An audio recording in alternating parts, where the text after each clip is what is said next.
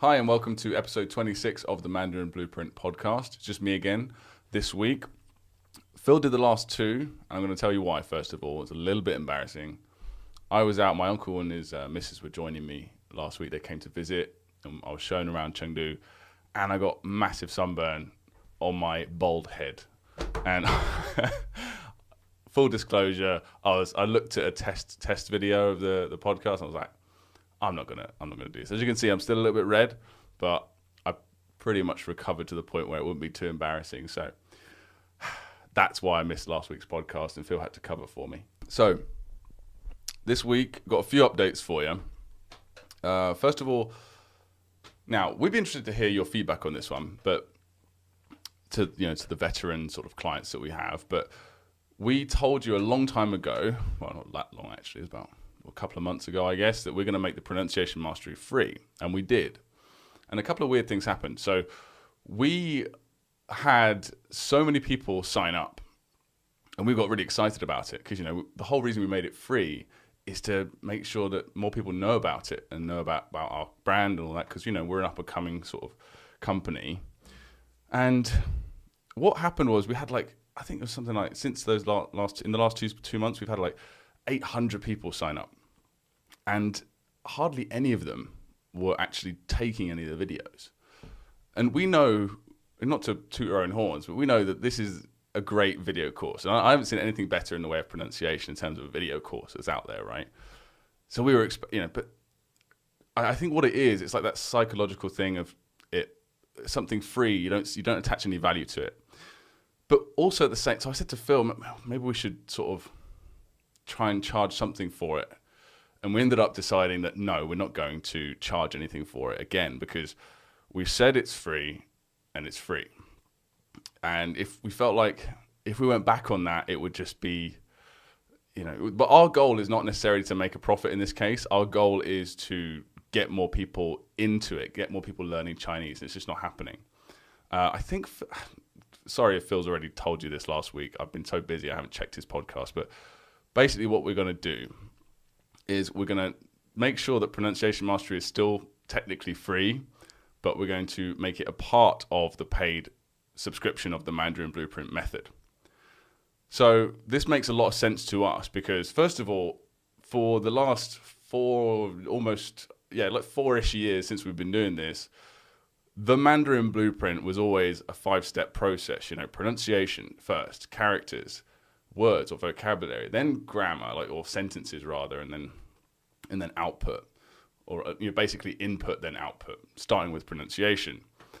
And the Mandarin Blueprint Method sans pronunciation doesn't feel like, it's not the whole Mandarin Blueprint Method really. So we're not going to increase the price of the subscription, but we're going to make pronunciation mastery a part of the subscription. So yeah, technically there's still a paywall, but it's also technically still free. Do you see what I mean? So it seemed like the best situation, like the best solve to that solution to that problem. And hopefully everyone's going to be happy with that that's on the course already. But so that's what's going to happen with that. But just to make sure there's no hard feelings for anyone that might, for some reason, have hard feelings, we're going to make sure that we extend, we give you loads of notice. So originally it was going to be June the 1st, but we want to make sure that because the way Facebook campaigns work, we want to make sure that we test audiences and make sure that everyone sees it that we want to see, and that takes a while. So we're going to extend that time to July 1st. So on July 1st, we're going to be taking away pronunciation mastery, not taking it away, but we're going to be sort of putting it as a part of the subscription for the Mandarin Blueprint Method, which again will not increase in price. So that's the first update. Again, sorry if you've already heard that one, but I just wanted to make sure we're all clear on that. The second one is actually really exciting. We've got the system, the platform that we use to deliver our video courses to you is a wonderful platform called Kajabi, and we sort of rent the platform. It's not ours. And one thing that they do have, which is very, very high level, very, very robust, is their affiliate program. So we've set it up now, and I've set up the page on the website. If you go to the main page of our normal website, the mandarinblueprint.com, you'll see a new sort of header menu section, and it says work with us. So if you click on that, there's 3 ways to work with us. Number 1 is affiliates, and there's a couple of sort of choices for if you're a school, so you want to sign up for a large amount of students to use our program, or if you're a business and you want to help your employees improve their Mandarin. So that's a callback to a previous podcast. The affiliate program is really easy. So if you click on it, you can sign up. The instructions are all there on the page that I mentioned to you. We've just put it at 30%. So if you if you sign up with a link, sign up as an affiliate under our program, you'll get your own link.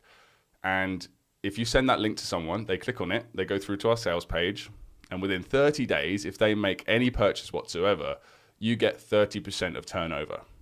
And that's it. So if you like our program and you're sort of internet marketing savvy, you want to make some dollar, you can do it. All you need to do is go and sign up. If you've got any questions more about that, well, I'll be happy to answer any emails or anything like that. So that's really cool. It's just another way for us to spread the word about the product. And we've got a couple of new free things available too. So again, this has probably already been mentioned by Phil and even myself. I'm just forgetting about it. But Phil's webinar, he's got a new webinar all about how to learn Chinese from your own lived experience. And this is basically Phil walking you through how he used the hands-and-movie method, the method that we use to learn characters personally. And he goes through all of these cool examples and movie clips and movie characters and all this sort of stuff. It's very interesting. And also he talks about how to learn words a little bit and grammar afterwards. So that's just quite cool. Just a free thing that we want to put out there. So you can find that from the resources section of the main website. And we've also got a rapid acquisition crash course. So it's basically another webinar that we used to have. We've cut it up into clips, and we've put those clips into a video course format just to make it more user-friendly and fun to go through.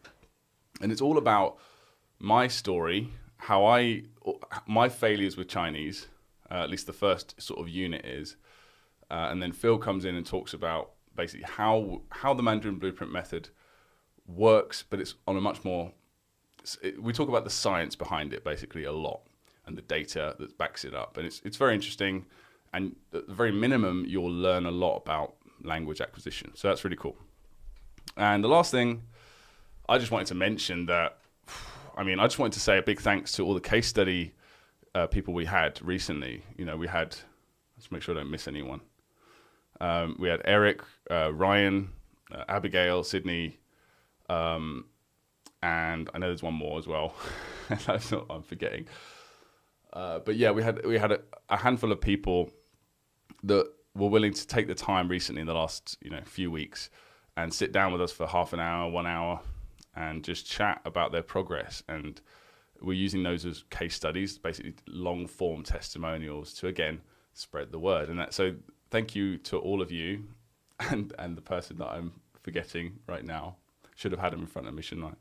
But that's so helpful. And the way the Mandarin Blueprint Method is set up, once you reach level 13, you get past 105 characters, we automatically send you out an email asking you for a case study. But if there's anyone listening that hasn't had that email, that would like to share their thoughts, positive and negative, we'll be happy to have a little interview, or possibly just, John Hay, that's it, John Hay. The reason why I didn't remember him is because I didn't actually deal with him, and we didn't have a one-to-one chat. He actually just answered some questions in sort of a written format. It was very funny, very interesting. He just wrote it out like that and sent it to us, and we're going to publish that as a blog post. In fact, we might have already done that. But doing those sorts of things helps us massively, so thank you all for that. Now, actually, today we've got a lot. I don't know. I remember the last couple of weeks we haven't had as many comments, but this week, it's been tons. I think we've just been lucky enough to get some clients recently, some students or whatever you want to call them, but that have just been very generous with their time and wanting to share their ideas, whether that's being very excited about the method or just very chatty people. So that's great. So let's jump in. We've got, as usual, we're going to start off with props. And if there's anyone listening that is not on the Mandarin Blueprint Method, a lot of this will be unfamiliar to you. That's fine. There's blog posts that explain every single aspect of what we're going to talk about, props, sets. But me and Phil made a promise not to keep explaining what it is for people that are on the method. So let's jump in. So props. And also, please bear with me. I've lost my glasses. I feel like Velma from Scooby-Doo. So I'm sort of trying my best here to see everything properly, but just bear with me on that. First prop is from Chad, and it's pick a prop for, I don't even know what this is actually called. I think it's something to do with step.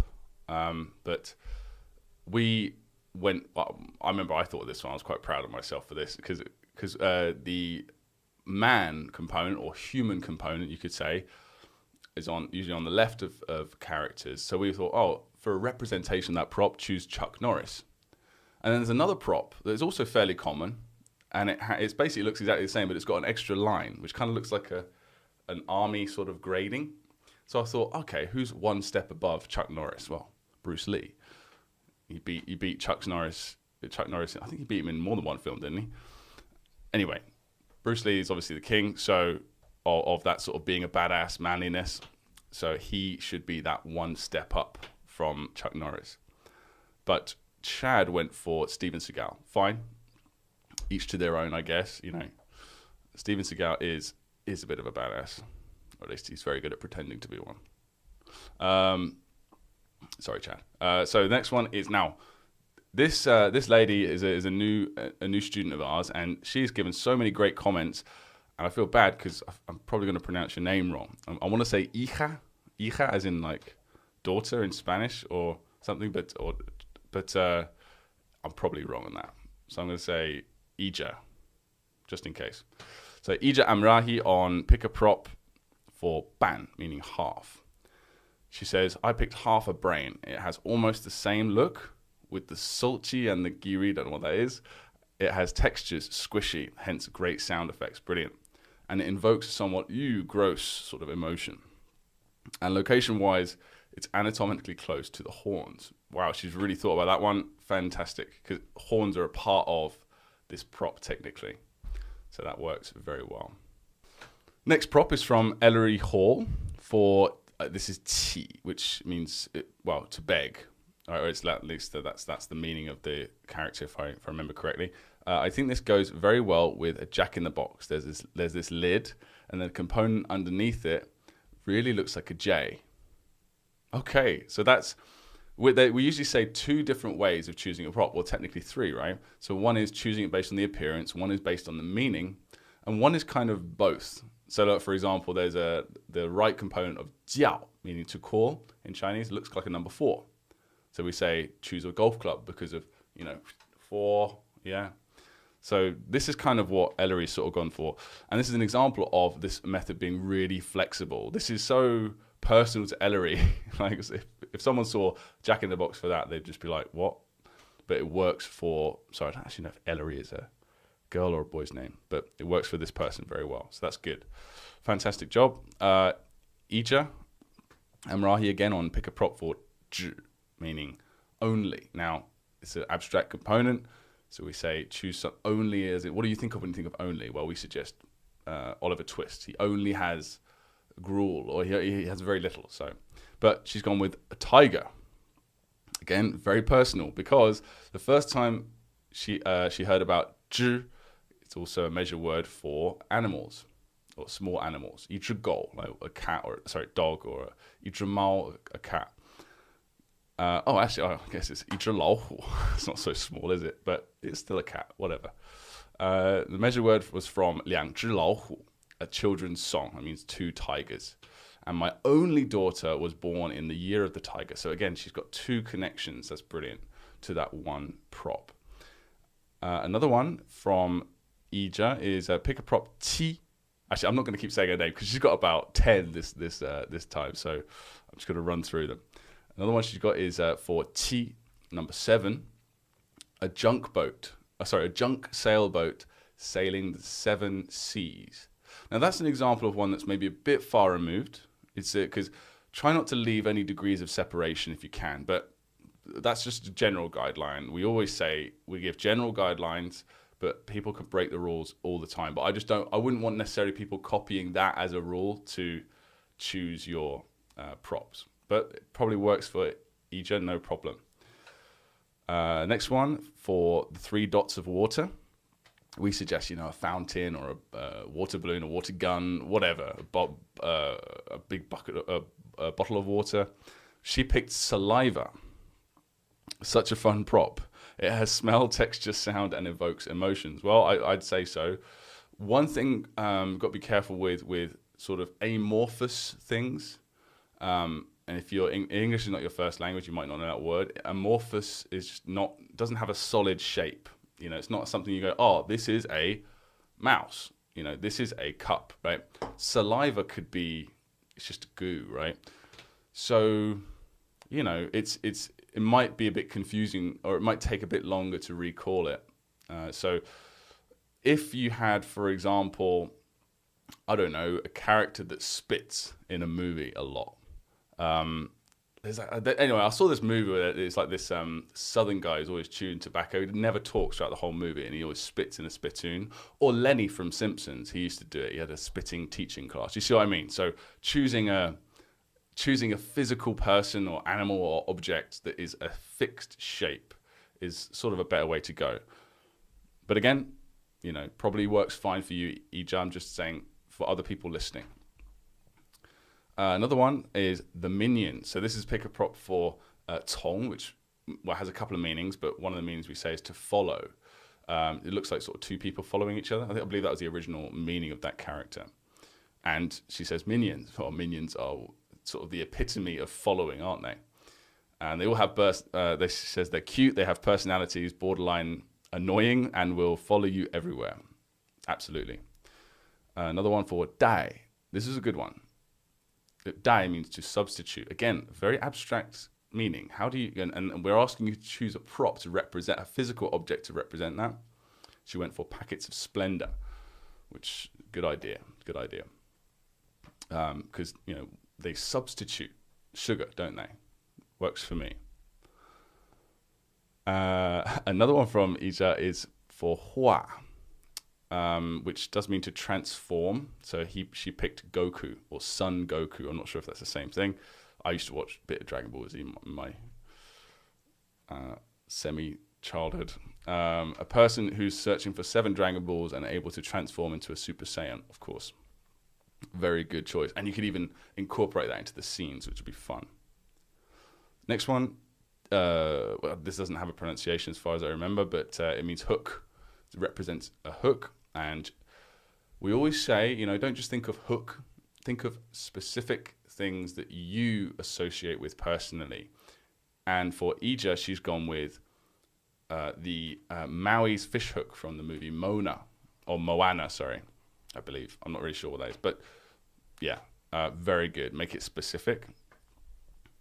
Okay, so there are all the props that we have for this week. Actually, there was a few more that I saw come up just before the podcast, but we didn't have time to put them in. No worries. We'll address them next week. The next one is actors. So these are people that represent the initials. So we always get some interesting ones. In fact, we've got a bunch this week. That's great. Again, Ija has been very talkative and commenting a lot, which is going to really help not only us, but more importantly, it's going to help the new people joining the course.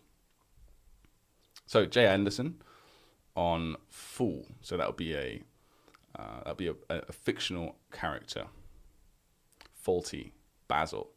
John Cleese in Faulty Towers. So yeah, we usually say associate with an F, but as long as it's got some connection to an F, you're going to have no problem. So Faulty, Basil Faulty. Excellent. Linnea on casting call for ZH. That'd be a man. She's gone with Jim Carrey. Brilliant. Lots you can do with him. Ija has given a bunch for Du, so it would be fictional characters. So she's gone with Doraemon, but other choices just to help people out. Dougie, I don't know who that is. Dumb and Dumber, of course. Psyduck, Baby Shark, Baby Shark. Do. My little niece, when I was going back to Christmas, because that's 99% of you won't know what the hell I'm talking about or what she's on about, but I have a specific, because that it's a very repetitive and very catchy song for kids. So that's going to be, that's a very good one, especially for mums or children wanting to learn this method. And of course, Dexter from Dexter's Laboratory. She must have kids. She must have kids. Another one from Ija is Casting Call for KU. The only character I could relate with this KU is Po from Kung Fu Panda. There's a potential confusion with PU, perhaps, probably not. But Pikachu is a much more vivid PU actor for me. Don't worry about that sort of stuff for you, Ija, and anyone else listening. If you think, oh, but this, I want to choose this one, but it also has a similar spelling or the same, don't worry about that, because you are going to develop such a close relationship with the vast majority of these actors. After 50, 100 characters, it's not going to be an issue whatsoever. And it won't be an issue anyway, as long as you use the flashcards, the Yankee flashcards, which are optional, but we recommend because there's so few of them. It's only 55 actors, 55 flashcards, and you can do them like that very sort of instantly. So don't worry about that for now. Casting call for QI, so that'd be a female actor. My original QI actress was the Queen, but then it's probably wiser to appoint her as my Chu actress. Good call, yeah, because the QU, the NU, the LU, the umlaut, the Chu, Lu, Nu, all these different ones. There's only 6 of them. We recommend either world leaders or gods or some other separate category. Royal family, I guess, could count as world leaders too. So that's good, thinking about that. Then I changed to Queen Latifah. Brilliant. Not sure if that's a good choice. Visually distinguishable, but they're both queens. Any thoughts? Fine. I think I've replied to this, but I will make sure I do in writing too, just in case you don't watch this. But yes, that's absolutely fine. Again, you're going to such a close relationship with these people or animals or characters, whoever you're choosing these fictional things and these real women and men. Don't worry about that. GU, another fictional actor, Gru from Despicable Me. And another bunch from Ija here for BU. We've got Bulbasaur, Butterfree, okay, again, must have kids. Bulma from Dragon Ball Z, Boo, Monsters Inc., Boo Boo Bear, Yogi Bear, Betty Boop, Bubbles, Blossom, Buttercup for the Powerpuff Girls. That's brilliant. Boss Baby, seen that. I'm ashamed to say I've seen all the... I'm not that ashamed, but you know what I mean. I hang around with my nieces a lot when I'm in England, so that's all I pretty much do. Baby Dill, Rugrats, classic. Bananas in Pajamas, Ben 10, Barney the Dinosaur, Big Bird, Bert, Sesame Street. What more could you want? Brilliant. Another set for FU, full. Characters of Futurama. Any Futurama character would be fine. Fry, Bender, Leela, etc. For CU, we've got Captain America, Charmander, Chameleon, all the Ch Pokemon or C Pokemon. Chansey, QT Mark Crusaders, Cow and Chicken. Again, another classic. I'm starting to think that maybe you don't have kids. Maybe you're just obsessed with cartoons, similar to me. Courage the Cowardly Dog, brilliant. So we've got loads of suggestions for casting calls and props this week. And that's really going to help people out. So thank you guys for that. Next, we're going to move on to sets. So again, got the blog post there if you're not quite clear on what they are. But these are basically places from your life that you choose. So set the scene for ONG. We've got Ong. So my Ong set is the labor ward of my training hospital. Very specific, brilliant. Because it's the most memorable place related to obstetrics and gynecology, ONG, and it has its own pantry, bathroom, operating theatre with distinct sounds of beeping machines, screaming mothers and crying babies. Yeah, fantastic choice there. So I noticed that you only chose a part of the hospital because hospitals are huge, right? And that goes for, there's not many people would be familiar with hospitals. They don't work in them or train in them, but it reminds me of schools. I chose my high school as just one of my sets, but it's so big. It could have easily been several, a couple, 3, 4, maybe even all of them if it's big enough. So For those of you who are maybe struggling to come up with 13 sets, we've had people in the past that are really racking their brains and they end up choosing a place that isn't that familiar, but they sort of run out of places because they didn't live many places, or they don't know many places, or they just don't get outside much. Choose a big place and just divide it up. And they don't have to be living rooms and kitchens and hallways and bathrooms, not necessarily. You can choose your own boundaries if you really have to. So, yeah, so great one there.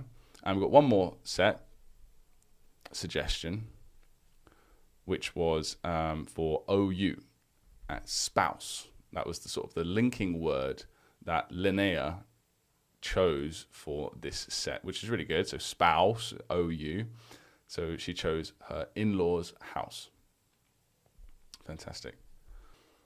All right, next we're going to move on to movie scenes. This is kind of my favorite bit because this is where, for Phil and I think this is both our favorite part because we really get to see people getting the method, And yeah, sometimes it's not perfect, the scenes, but it's my favorite part because you get to see people's creativity come out. It's really fun. So Linnea's got a couple here for us for the movie. Make a movie for Cole. It's just a square, but we want to make sure that we cover all bases and that we build a solid foundation. So this is made up of 3 new components, sort of a right angle, sort of like shaped like that, a straight line, and another straight line, horizontal and vertical. And they represent, some sort of stick. Well, let's just go into it. Let's jump into it. So let's see what she says. She says, my in-laws, so Cole, so it's OU, so it'll be in her in-laws' house for spouse. They've set up a strange shrine to a horse's head in their living room. Horse's head is what we recommend for that right angle component. And you'll find out why if you take the course. The horse's head is touched by Gandalf's staff, that's the horizontal sort of stick part, and begins to speak from its mouth. That's related to the keyword. Keanu Reeves, K, so he'd be the actor representative of the K, is horrified and stabs the sword into the mouth. So the sword will be the horizontal component. And I remember commenting, I was like, great scene, because it's so simple, it ticks all the boxes, and that's our number one rule is, well, sort of got 2 or 3 number one rules really, but one of our number one rules is keep it simple. And she's done that very well. Yeah, it shows, it uses all of the props. The actor is definitely doing something, and it represents the keyword. In fact, twice the keyword is shown here, so it's very clear, or as clear as you could possibly be. Another one from Linnea for another movie for Zhong, which means middle. It's in Zhongguo, like China. Jim Carrey, he's the J, remember, is spray painting a huge picture of Cookie Monster with his mouth open wide. So Cookie Monster is one of our suggestions for the mouth component, as for obvious reasons, if you know Sesame Street, which everyone pretty much does. Just outside of it, so that he's just outside of the front of the church. That makes sense. He slams Gandalf's staff in the middle of the painting, completing his artistic vision. I'll sometimes read this from the beginning. I always do this, sorry. I sort of read it in a weird way. It doesn't make sense. So let me say again.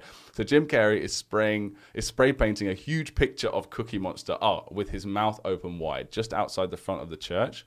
He slams Gandalf's staff in the middle of the painting, completing his artistic vision. Great scene as well. One slight thing that I might be concerned about, and very slightly, is having 2D pictures. Now, it might be such a vivid, colorful image, it's Cookie Monster, right? That it will never fade away. But it's always best, if you can, to try and imagine 3D objects. Now, yeah, maybe he paints Cookie Monster and Cookie Monster comes to life. Yeah, and then it becomes real. But always try to do that if you can. Because I don't know why, I don't know the science behind it. I don't think any scientists know the science behind it. But these 2D pictures, they tend to fade. And all you tend to remember is just the physical picture or the wall itself. But the image can change easily. I don't know why that is. But just watch out for that in the future. But overall, very good. Will Henry for the movie for Gong, which I believe we've chosen, public, good. Let's see what he's done with this one. The concept of public was hard for me to visualize at first. Yes, it's abstract, right? So let's see how he handled this. I decided to use the concept of a business going public. Gordon Ramsay, G, for Gong, is in the parking lot of my hometown gym, which is the ONG, and there is an uncountable stack of frog legs. So that's what Will chose for those 2 legs. Well, they look like legs, basically for number 8, it looks like 2 legs. One by one, he is ripping them apart with his Popeye muscled, and that's like the lower component. Oh yeah, because he chose Popeye for that, or Popeye arms rather. When I asked him what on earth he's doing with all these frog's legs, he hurriedly shouts at me that he has had to massively expand his restaurant's operation because they are going public. Now, usually I would say this is a bit too theoretical. It's not very, because we need to make the idea of public as visual as we possibly can, right? But it is challenging. But the fact that you have, first of all, this is personal to Will, the idea of going public. Maybe that's just the way Will thinks. He's more of a business-minded person, or he knows about Gordon Ramsay, because Gordon Ramsay also as well as being a chef, he's a very astute sort of businessman, right?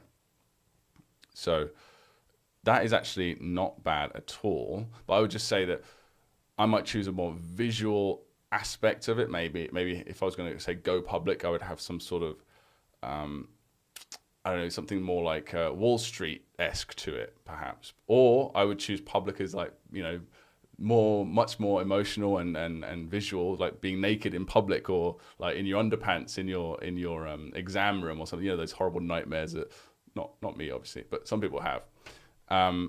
Maybe something a bit more evocative like that. But I think that will work. I think that will work quite well. Got a quick scene here from Ija, make a movie for Cha, as in to sing. The location is 4th tone, so it's in the bathroom of her Ampang house. Not sure what that obviously means, but she does, and that's the important part. Her scene, Charlie Chaplin, joyfully holding up 2 sun props and the mouth singing a song on his behalf. You're my sunshine, my only sunshine. And this is something that I've never been able to do and properly recall, is music. I'm not a very musical person. But if you are, then adding theme tunes and things like that to your scenes really do help a lot. So well done. Very simple, very straightforward, and gets from A to B very easily. So I like that. Next one, Julia Nicole on make a movie for Ma. So this means horse. It's made up of horse head, toilet, and some sort of razor blade or sword. Let's have a look what she's got. That's our suggestions anyway, but you can choose whatever you like. My college friend Matt, that's the M, is in the bedroom of the home where I used to live in Merida, I think Mexico, right? So that represents the location. A giant razor blade is stuck in the bottom of the golden toilet. You could have chosen the golden toilet. Very nice. Causing a terrible leak. Matt uses one of those children's horse toys on a stick to try and plug the leak. Okay, well done. So you've sort of gone, rather than the bloody, horrible Godfather horse's head style, you've gone for the lovely like toy horse's head. Thank you. He jams it into the he jams this toy horse head into the toilet bowl to fix the leak, I assume. What a fool. This will never work. Of course the leak does not stop. But what Matt has actually done is awoken an ancient Mayan spell that transforms the leaky toilet with the horse in it into a real horse. I like that a lot, actually.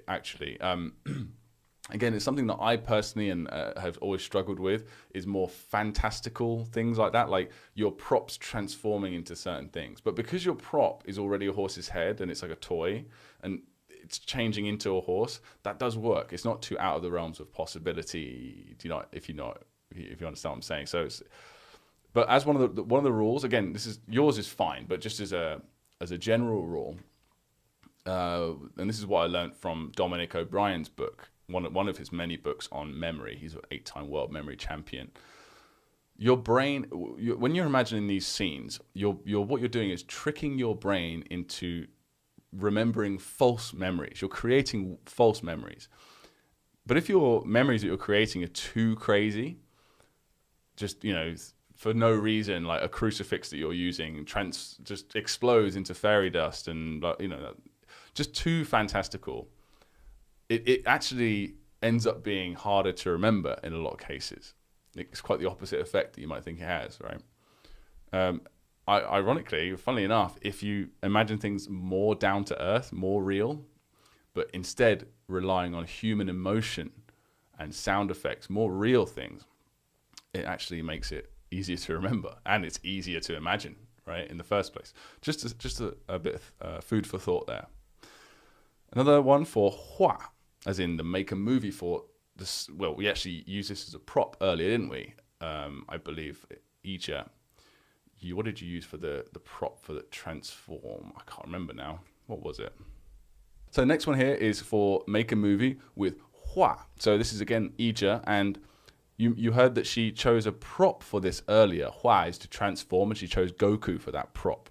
But this is for the movie, to actually make the character and learn the character in the first place. So let's see what she's got. Jason Momoa, a manly man, so he's the man component on the left, was playing with a teeny tiny sailboat, a junk boat that sails the 7 seas. That represents 7, that prop. And he's giggling away like a kid. And then he noticed the camera, as in your eyes, looking at him. And he, feeling a bit embarrassed, transforms into the Hulk while screaming, "Arr!" So that's a really interesting one. Usually the actor is present throughout the entire scene, but that's so memorable the way you've done that. He sort of comes out at the end. I think that's going to work really well. So well done, because the Hulk is hua. Yeah, he's the actor that represents that HU. So very well done.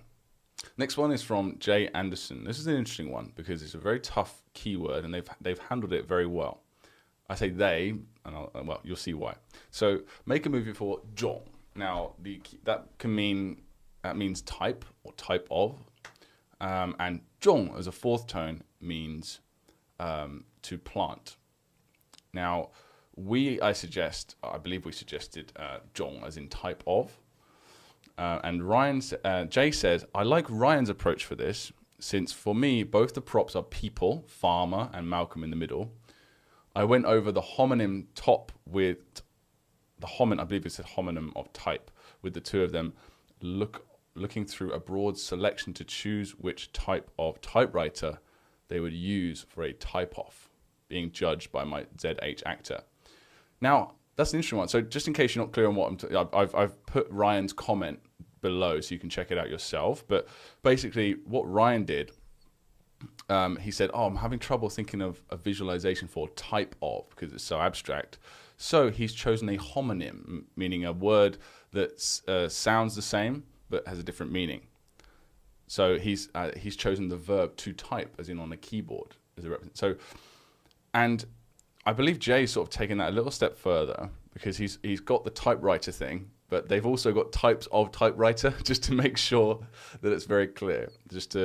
And I've got no issue with that whatsoever, But yeah, you've actually chosen a really good idea for this scene. You might not even realize it, but you've just got a copy of loads of different objects, or and your 2 actors are just looking, which type do you like? And they choose one. I like this type. So you don't actually have to have typewriters. It could just be an object from whatever room you're in, just copied many times, But, that will work. That's brilliant. Another one from Ija here on Make a Movie for Hua, as in to live or alive. She asks, anyone in the medical field here? The actor is the Hulk again, it's HU. The props are licky tongue and saliva. I'll be interested to see what she does with this saliva thing. So let's see. The Hulk passed out in the kitchen after a dire battle. Licky Tongue found him unconscious, so he's the tongue component, and gave him CPR, 100 to 120 beats per minute, whilst the song Staying Alive is on in the background. I've heard this. She's actually teaching you about CPR here as well. After 30 compressions, Licky Tongue decided to give him 2 rescue breaths with lots and lots of saliva.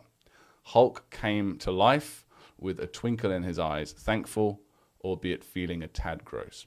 Great story, a great scene. But yeah, that does sort of call attention to my concern earlier about saliva. It's you maybe you imagined it in such a gross way with sound effects and stuff that you'll remember it. But for me, at least the way you've written it, it doesn't sound like it sounds like something that you're at risk of forgetting. So if I were you, I would choose someone like I said, like an actual person or a thing that is known for dribbling, like a certain type of dog or a character or something, and replace that. And yeah, go. It's not too late to do stuff like that, by the way. But great. Next we're going to move on to some emails that we got, just to tie up the end of this podcast. We've got a few emails, actually, so we'll just go through them now. The first one's from Jeremiah Montgomery, and he says, "Hey, Luke and Phil, your system sent me an email about not falling off the wagon. We do that occasionally if you don't have any activity for a little while. It's like, hey, I know life's getting in the way, but don't let it. So if you can, come and watch some videos. We wanted to drop you a note and to let you know that I haven't. I'm still planning on finishing the pronunciation course, then signing up for the regular course. However, I am taking the HSK 4 examination on the 26th of May. It will be a good personal benchmark and a way to sort of conclude my traditional approach to studying before switching my focus to Mandarin Blueprint. I would just say as well that Jeremiah, I believe, wants to sort of do a very strict sort of regimented log of his progress with us, and I'd be very interested to see how he does. So I'll be back soon, but between now and then, I'm focused on exam preparation. Wanted to let you know, though, that I already find your pronunciation course to be the best one I've ever used. Wow. And I'm recommending it to my friends. Cheers, Jeremiah. Thank you very much for that. And yeah, we're looking forward to seeing your progress. I've got high hopes for you. The next one here we've got is from Colleen Bullock. She says, "Hi, just wanted to let you know how much I appreciate your support.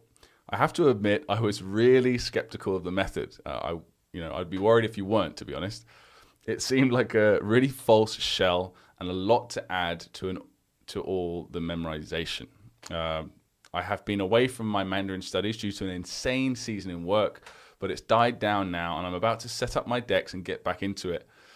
As I was traveling for work and not able to really study, I kept imagining the small amount of vocab that I learned through your system and the movies I made. I have used many different methods of learning Mandarin, but I've forgotten most of it. However, amazingly, unbelievably, I remembered the movies and the words, symbols, and tones associated with them. Fantastic. I shall scoff no more." I really like this woman. The reason I bought into your program, even though I was skeptical, was your very thorough walkthrough on setting up Anki.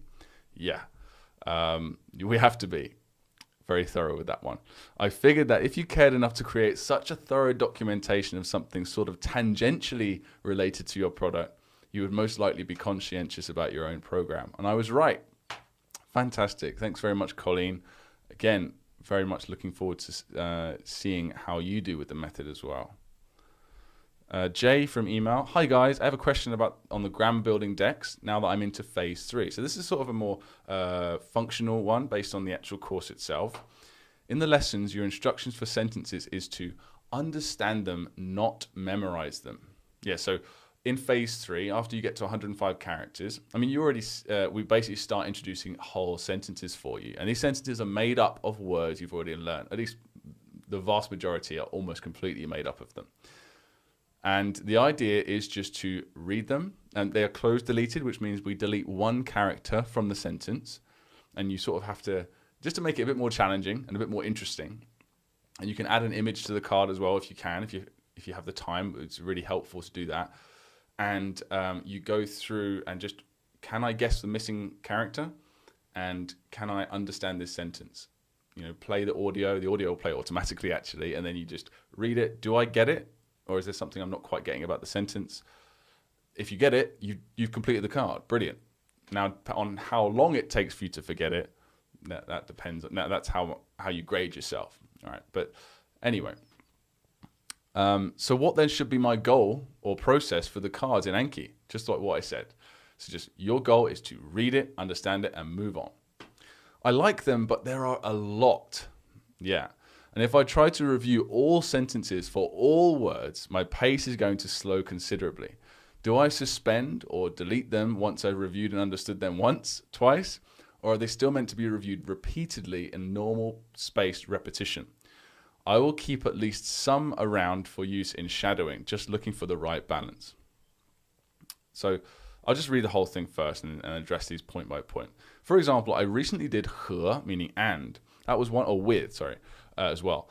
That was one character, which was also one word, that garnered me a total of 14 new cards in Anki. And it was about the simplest case. No new props, no actors or sets, and no additional words unlocked. If I try for 10 characters in a day, that could entail 140 cards. Not necessarily, but possibly. Minus those characters that weren't words, plus new props, actors, and compound words. That would quickly overwhelm me. I really appreciate having the sentences and the fact that I'm able to read and comprehend them. So I don't want not to do them, but also I want to keep a good pace on the characters so I can get beyond the sentences on paragraphs, onto paragraph stories and books. Your guidance is appreciated, Jay. So, I'll just read the rest here. So, P.S. Fun fact, I've started listening to your podcast from number 1. Brilliant. I was listening to one yesterday on my way to my third from last Berlitz class, just pulling into the parking structure when I heard this one from Jay Anderson about doing ballets. Actually, we made a YouTube video about that part as well. You can check that out. Also, just so you know, I'm anxious to be done with that one so I can spend the Berlitz is like I believe a live class or an online class that he's doing.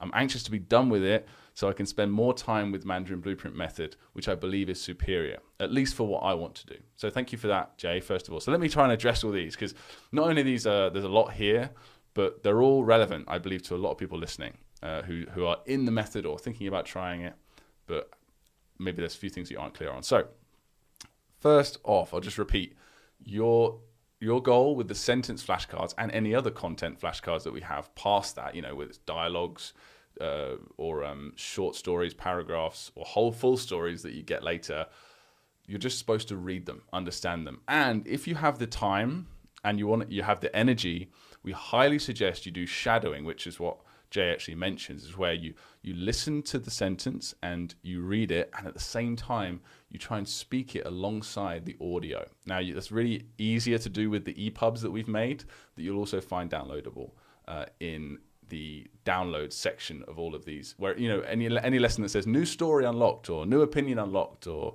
something like that, you'll find the EPUBs there, not for sentences but for the longer form stuff in phase 4 and 5. Anyway, that's number 1, right? So that's the way to use them. Now, the second key point, and I've already told this to Jay, is we give you a bunch of sentences. Now, we do mention this somewhere, but we don't necessarily mention it maybe clear enough, right? But you do not need to unsuspend all of the sentences. We'll just say that now. So when you get your decks with your sentences and dialogues and all this massive loads of content in them with all this audio, they're all suspended, and it's up to you to unsuspend the ones that you want. Now, we do say somewhere you only need to really, if efficiency is your goal, you want to get through the order as fast as possible, then we suggest that you only unsuspend 1 sentence per usage. So he, it technically has 2 usages. It means and it also means with, or 和他去公园, whatever it is, right? So, I suggested Jay here to find. I think we give like 6 sentences or something like that for 和. Choose 1, right? And that's your sentence for 和. Now, of course, if you want to get your deepest, most solid foundation, unsuspend all of them and review them. And you'll just have more, you'll just be solidifying more different words that you've previously learned and characters that you've previously learned. It's never going to hurt you. It's only going to help you. But like I said, if you just want to get the minimum done so you can just rush through it, there's nothing wrong with that. Get to the end of the content and then maybe go back afterwards and unlock some more content. So that's one way of doing it. But the key to these, the whole point of these sentences is purely just to get yourself some input. And the more input you get that you understand, comprehensible input, if you've been following our sort of methodology, the quicker and better you're going to acquire the language.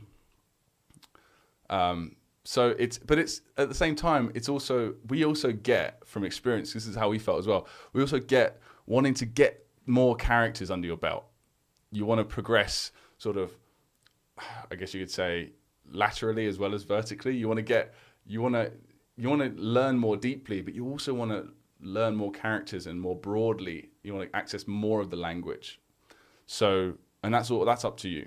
But I would suggest this to you, Jay, and anyone else who's eager to sort of cover more of the language quicker. Smash through the characters, and anytime you get a sentence, you learn it's a word lesson or a new vocabulary unlocked, unsuspend one sentence per usage. And you'll see all the sentences there per usage laid out in the lesson description. And it's all exact matching with your Anki decks. And you can just go, oh, I like that sentence. That looks cool. I'll unsuspend that one. The other 2 sentences for that usage, I'm not bothered right now. Maybe I'll come back later. That's what I would suggest. Okay. Oh, and also, yes, please don't delete the cards, right? So the space repetition thing, this is how Anki works. Once you get good at Anki, it's fantastic. It takes a while to get good at it, though. But you're working your way through this. You decide when the card comes up next. Because if you read that sentence, you're like, oh, I just read that sentence pretty easily, pretty quickly. You just click easy. And I believe the multiplier is like 200%. So, for example, if you just pressed OK, like good, then it might come up in 2 days. But if you press easy, it will come up in 4 or 5 days from now. And then if you press easy again, it multiplies. So you'll very quickly hardly ever see that sentence if it's continuously easy. So please don't suspend them or delete them unless, here's an example that you might want to suspend them, right? If you did what you've been doing so far, unlocking all of the sentences, and it's too much, you can maybe suspend a couple that are of the same usage. Do you see what I mean? So, but as a rule, don't worry about that. Just instead of suspending them, just click easy, easy, easy, easy. See it again? Okay, easy. Don't want to see that for a while. So the problem solves itself. I think that's everything. Yeah, I mean, if you're going to get much more if you just unsuspend every sentence that you get in your flashcards, you're going to be taking on a lot of content, and sort of, I guess you could say laterally, you're going to be progressing rather slowly, but you'll also be learning in such a deep, broad way. It's neither way is bad or good. It's just they're both good in their own ways, right? Yeah. But well, that took a while to answer, but I hope that I've answered that right. Yeah, I think I've answered everything there. So well done, Jay. Keep at it, mate. Next one, we've got Christopher Glover. Hi there, thanks for your email. So, by the way, most of these people are answering. We send out just emails every now and then, like, "Hey, how you doing? Like, how is your progress? What's your biggest barrier to Chinese learning? What's your goal? We just send out these random emails sometimes to people because just to start a conversation. So this is an example of that. Christopher says, "I'm interested in taking your course at the moment. However, I'd like to know a little bit more. I've subscribed to the free week, the free trial, but I can't actually see how many lessons there are for my level. Could you let me see that in any way? I'm in my 3rd year of learning Chinese, so I know probably about 1,200 characters, but really need to get onto that next level with my speaking. I like the idea of learning stories for that purpose. I'm a little surprised to hear you saying that Chinese grammar is not complicated. Of course, it doesn't have the verb sentences like English does, but the word order of Chinese is clearly quite difficult once you get to a higher level. I'm just beginning HSK 5, but wow, is it boring. Anyway, I'm hoping your system is for me, but I can't see that from what I've seen on your website. Looking forward to your reply." Christopher in Kunming. Now, this is an interesting one. Phil I think he's just finished writing a huge article that we're going to publish soon, all about intermediate learners and the Mandarin Blueprint Method. Because as most of you know, currently we only cover 600 characters, and we're working our butts off trying to expand that, double that at least, to 1,200. But someone like Christopher, when he might ask, is this course for me? It's tough to say because it depends on so many factors. It depends on how well he knows those 1,200 characters. You know, if he's working on HSK5, I would say definitely there's going to be a lot that you already know that you might frustrate certain learners. You know, if we're teaching you like coal, you know, for mouth and all these, and E and R and all this sort of stuff, you might think, well, this is so basic. But also, I would say that, and I think Phil will say this much better than I could, which is basically think about the Mandarin Blueprint Method as giving you the tools to move on at the pace that you want. So, for example, we teach you the hands and movement method, and yes, we only cover 600 characters, but think about it more in terms of the skills that you're developing. You could then, if you don't want to wait for us to expand, or you can't wait, you need to pass these exams quicker, you could go out and get a list for, say, for example, the Heisig method. You could go buy his 2 books, the Heisig and Richardson, Remembering the Simplified, or Hansa, right? And you could go and buy both of those books, and you could apply our methodology that you learn to them. And you could, for example, you could still get some reading practice in with us.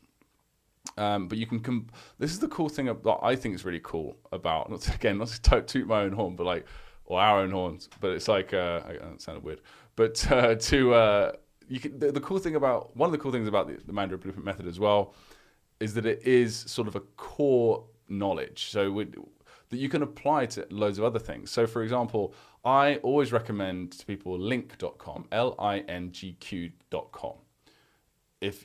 But you can keep learning characters and words, and you can even use our flashcards, the templates that we give you, to create your own flashcards for higher level words.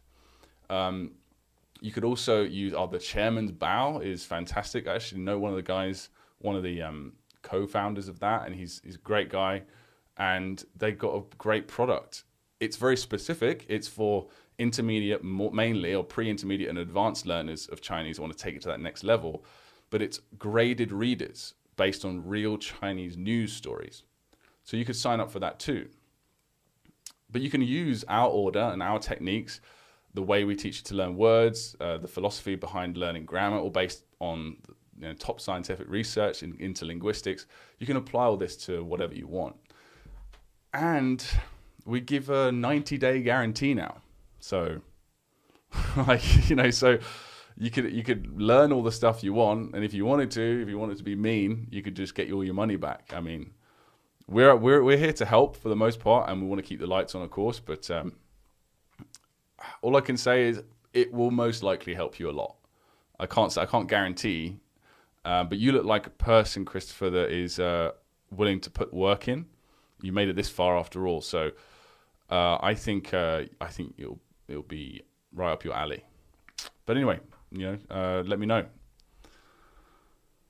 Next one is from William Edmides from email. Hey guys, I've recently been itching to review as many cards as possible in my Anki deck. Kind of like an addiction. Yes, it is. It starts off as, it's kind of like learning to, well, I don't know, actually, I'm trying to think of an analogy for it, but yeah. It starts off as annoying and troublesome to some people. And then those same people come back a month later and they're kind of like, I haven't done my Anki. So, yeah, it is a strange one. It sort of grows on you. And I'm worried that reviewing heaps of cards at once won't be as effective as keeping them spaced out. Is this a good thing to keep in mind, or am I overthinking this? By the way, still doing Anki every day. It's just that sometimes I do more than usual. Cheers, William. Okay. You want to try and finish your reviews. If your reviews are piling up, like you look at it, you were sick, or you just had a holiday and you didn't do them for a week or a few days, and you've got like 600 or 700 or 500 reviews sitting in your Anki, I would suggest you get rid of those as soon as possible. Even if you sort of review them a little bit too quickly, get rid of those green, like that big green number, and the next day you'll still have more than usual, and then you get rid of them, and the next day you'll still have a bit more than usual, and it takes a few days to die down, but you need to get that under control as quickly as possible. But also, and that usually happens a few times until sort of veteran Anki users like ourselves, we learn to take the number of new cards very seriously. And remember, you don't have to do new cards. That's another thing. Don't worry about that blue number until the green number is under control. So the green number is at a normal level, like 50, 100 cards a day or 200, whatever it is, your normal number of views a day. Once that's under control, then start doing new cards again. But just be careful if you start getting excited. Routine is very key. And having for everything, I think, in life, to be honest, I mean, most things, a routine really helps when it comes to sleeping, when it comes to eating, when it comes to learning. That's just my 2 cents on that. So even if you're like, I want to study more today, maybe, that's fine, but just be prepared for what's coming, because the next you got to think not just of today, you got to think of the next 2 days after that, or 3 days even. All these extra reviews are going to come up. So, yeah, maybe you're ready to up your new cards a day or new lessons a day from 30 to 50 and just try that. Take it easy. It's kind of like training at the gym, I guess. You don't want to try and put on too much weight and you get the idea. I'm going to stop with my analogy now at this point. Daniel Leo Simpson on bonus video, 6 types of Chinese character, part 3 of 3.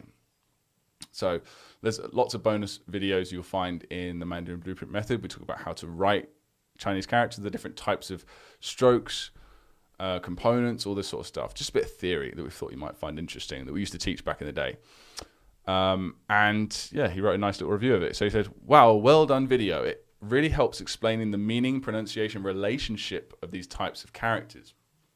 This is in the Mandarin Blueprint Method, one of the earlier units. You'll find these. And I'm going to say it again. The background music is excellent. That's good. Unobtrusive, but totally enhances the video experience with the right mood. Most won't even notice it, which is why it's so good. It achieves its purpose without calling attention to itself. Such a great course. And now I'm doing both the pronunciation and the Mandarin Blueprint Method course. Material each day and keeping Anki on 0 Ju. That means that he's getting rid of those green numbers. And the blue numbers are, I guess, as well. So that's good. For both courses, he's doing that. That's fantastic. I've had to put the Mandarin Blueprint Method in Excel, which really helps give me a single-page view of the entire course with all my props, sets, actors, scenes, etc. that I've covered so far. Best investment of a language course I've ever made. And I've tried a lot of them, believe me, LOL. Thank you for this great learning experience. Daniel Leo Simpson, composer from San Francisco. Thank you very much for those kind words, Daniel. That's awesome. That makes us, this again, we've said this before, that's the sort of stuff that keeps us going, That's brilliant. And that's actually all we have for today. So it was a bit longer than usual, wasn't it? So for those of you still listening, thank you very much for listening. And please follow the example of the people that have commented today. Share your ideas on the platform, comment, and if you're listening to this and you haven't tried our stuff yet, we've got free trials, and the pronunciation mastery course is still free for another 5 or 6 weeks. So get it, sign up whilst you can, and yeah, that's all for now. Anything you need at all, any questions that you want answered very quickly, just get in touch with Phil and I at contact@mandarinblueprint.com. And anything that you want specifically to be on the podcast or related to the podcast that you've got questions about, podcast@mandarinblueprint.com. See you soon.